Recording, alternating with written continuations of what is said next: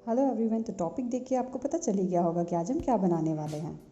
जी हाँ, हम इन happy happy cookies से बनाने वाले हैं अपने प्यारे प्यारे छोटे छोटे कपकेक्स।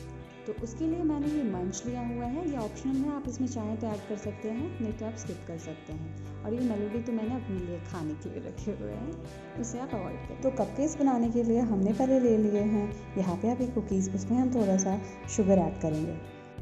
शुगर ऐड करने के बाद हम इसे ग्राइंडर में पीस लेंगे और फिर इसे हमें ज़्यादा दरदरा नहीं करना है। थोड़े मेरे बिस्किट क्रम्स अगर रह भी जा रहे हैं then it's okay, that's not a problem. इसमें थोड़ा सा इनो ऐड करेंगे, इसे अच्छे से मिक्स कर लेंगे और मिक्स करने के बाद हमें इसमें बॉईल करके दूध डालना है। याद रहे दूध ज़्यादा गर्म होना नहीं चाहिए। ऐड जैसे हम इसमें करेंगे तो इसमें थोड़ा सा इनो डालने की वजह से बबल्स उठेंगे, आपको घबराने की ज़रूरत नहीं है। बाद में एक ऐसा स्मूथ बैटर बन जाएगा।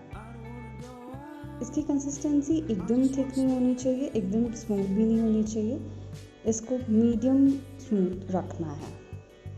एक बार आप अच्छे से मिला लेंगे देन इट्स रेडी। हम ऐसे कपकेक्स के लिए वो जो कॉफ़ी या टी के लिए जो ये मोल्ड्स आते हैं हमें उससे ले लेना है। इसमें कपकेक्स बहुत अच्छे बनते हैं। हमें इसे धीरे धीरे करके सब में डाल लेना है। याद रहे कि हमें उसे हाफ ही फिल करना है, पूरा फिल नहीं करना है, नहीं तो जब हमारा कपकेक राइज होगा तो वो बाहर गिरने लगेगा। इसीलिए हमें उसे हाफ फिल करना है। अच्छी तरीके से हमें इसमें सारे कप्स में इक्वली हम क्या करेंगे कि इसे डाल लेंगे।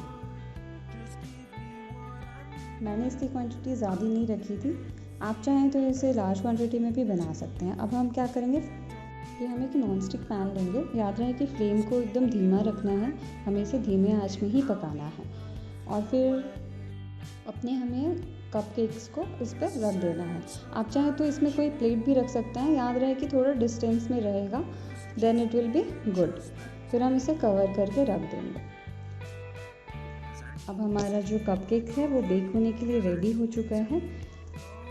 इस पर बेक करने से पहले हम थोड़ा इस अपने जो कढ़ाई है उसे प्री हीट कर लेंगे 10 मिनट के लिए, और फिर हम इसे 15 मिनट के लिए कुक होने देंगे। आप देखेंगे जब इसमें ऐसे बबल्स आने लगे then it is going to be ready. 5 minute के अंदर ये रेडी हो जाएगा। हमें इसे कुक करना है 15 मिनट के लिए।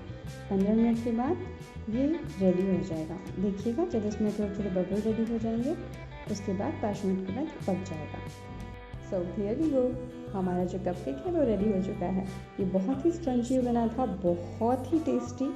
एंड आप देख सकते हैं इसका जो कलर है वो बहुत ही अच्छा और एकदम ब्राउनिश सा होके आया है। एंड आज यहाँ मेरे घर का whether it was so lovely, यहाँ बारिश हुई थी और आप मेरे कपकेक को देख सकते हैं, इट्स सो लवली। तो आप भी अपने घर पे ट्राई कीजिए, it's very easy to make, very quick.